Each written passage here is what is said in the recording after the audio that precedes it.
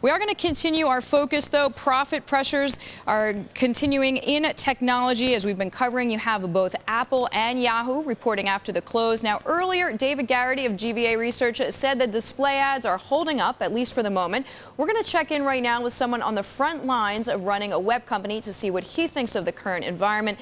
Mark Moran joins us now. He is the founder and CEO of Dulcinea Media. It is a private search engine that competes with giants such as Google and Yahoo. Mark, we're really glad to have you in the studio with us. Thanks for joining us. Thanks for having me on, Deirdre. So just to start with this point on ad sales, I mean, you're saying they are holding up. Do you think that the presidential election, all the political ads are giving some support to pricing? Oh, absolutely. And certainly over the next several weeks, we'll continue to do so. You know, we all read that the Obama campaign raised $150 million. And we know from the beginning they've solved the riddle of internet marketing better than any other campaign ever has. So that certainly is the case.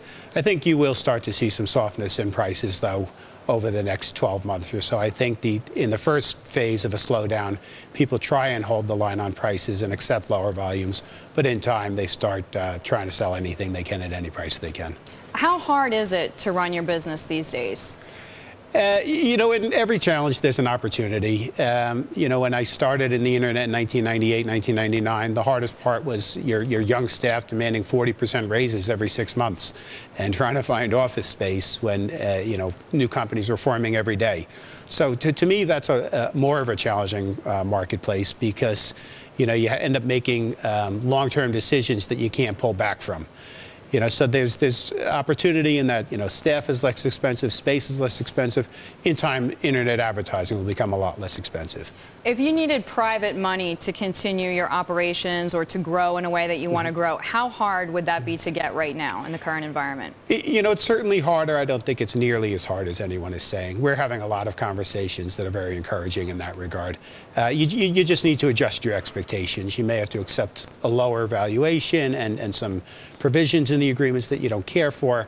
But, you know, you just learn to adjust and take the best deal that's on the table at the time. So we know you've been in the internet business for a while. I mean, would you say the tone is as bad as sort of post-2001, the internet bubble bursting, or is it still better than that? Oh, it's far better than it was back then. And, you know, of course, that went on for 3 years, and I don't see that happening here.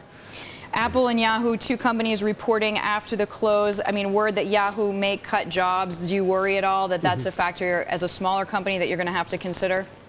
No, it's not something we're considering. I think that's a very bad policy, especially if you have a company that is cash flow positive and adequately capitalized the way that Yahoo is.